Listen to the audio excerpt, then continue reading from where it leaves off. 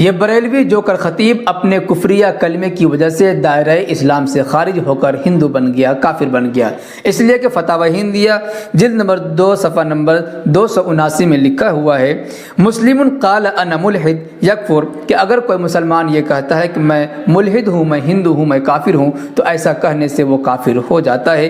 ولو قال ما علمت انه کفر لا يعذر بها، اگر یہ کہے کہ مجھے اس کے بارے میں علم نہیں تھا کہ ایسا کہنے سے کافر ہو جاتا ہے، اس کے باوجود بھی وہ کافر ہو جائے گا، اس کا یہ کہنا کہ مجھے معلوم نہیں تھا، یہ عذر قبول نہیں کیا جائے گا۔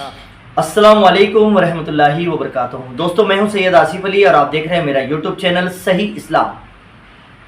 آج کا ہمارا ٹاپک ہے، کیا کوئی ہندوستان کا رہواسی، کوئی مسلمان یہ کہے کہ میں ہندو ہوں تو کیا وہ ایسا کہنے سے اسلام سے خارج ہو جاتا ہے؟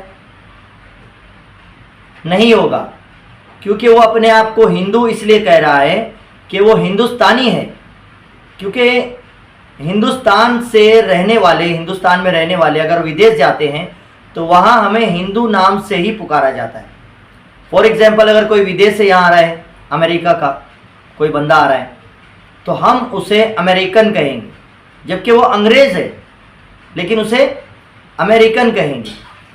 چین سے کوئی آ رہا ہے ہندوستان میں، ہم اسے چینی کہیں گے، ٹھیک ہے نا؟ اسی طرح ہندوستانی کو ہندو کہا جاتا ہے۔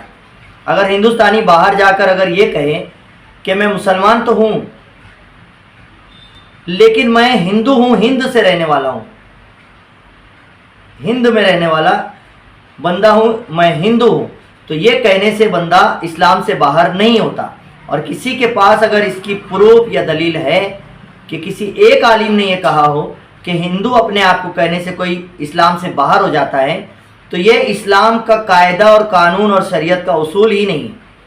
شریعت کا رول اور جو لا ہے، وہ اسلام کا جو قانون ہے وہ ایسا ہے کہ کسی بھی چیز پر فتویٰ لگانے سے پہلے آپ اجماع امت کا قول لے کر آئیں، یعنی پورے 73 فرقوں کے جو دھرم ہے، 73 فرقے ہیں، ان کے بڑے عالم مل کر یہ اس بات پر متفق ہو، تب جا کر وہ فتویٰ لاگو ہوتا ہے، ٹھیک ہے؟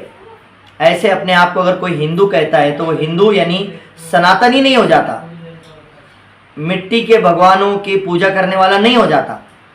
اپنے آپ کو ہندو کہنا یعنی ہندوستانی، میں انڈین ہوں، ہندو ہوں، بھارتی ہوں، یہ اس کی نسبت لگتی ہے۔ اگر کوئی یہ کہتا ہے کہ کوئی اپنے آپ کو ہندو کہنے سے اسلام سے باہر ہو جاتا ہے، وہ بیوقوف ہے، ٹھیک ہے؟ کیونکہ ہندوستان کا نام خود محمد صلی اللہ علیہ وسلم کے منہ مبارک سے نکلا ہے کہ ہند سے مجھے ایمان کی خوشبو آ رہی ہے، ایمان والوں کی، اور صحابہ کرام نے بھی ہند نام رکھا۔ تو یہ اسلام کا دیا ہوا، تاریخوں سے نام ملتا ہے کہ یہ نام اسلام کا دیا ہوا ہے، اور جو نام اسلام کا دیا ہوا ہے وہ غلط ہو ہی نہیں سکتا۔ جب اسلام اس کو نام دے رہا ہے تو اسلام ایسے خراب نام تو نہیں دے گا، ٹھیک ہے نا؟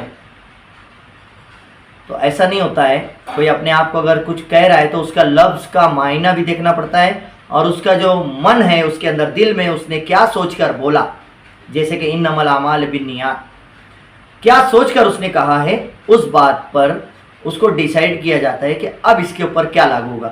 پھر بھی اجماع امت کا قول ضروری ہے۔ کسی ایک چیز پر نیا عمل اگر کسی نے وہ کر دیا، نئے چیز کر دی اسلام میں، تو اس پر قانون لگانے کے لیے اجماع امت کا 73 فرقے جتنے ہیں، ان کے جو بڑے عالم ہیں، وہ سب مل کر متفق ہو کر ایک فیصلہ لیں اور اس پر فیصلہ دیں، تب جا کر ہوتا ہے۔ کسی ایک عالم نے اگر کہہ دیا، کیا وہ کسی نے اپنے آپ کو ہندو کہا اور وہ ہندو ہو گیا، دھرم سے باہر ہو گیا، یہ اس میں جو ہے بڑھانے کی ضرورت ہے، ٹھیک ہے؟ شریعت کا لا فالو کرے، شریعت کا رول فالو کرے۔ شریعت کا رول اور لا کہتا ہے قرآن، حدیث، اجماع، قیاس، قرآن، حدیث، اجماع، قیاس، ٹھیک ہے؟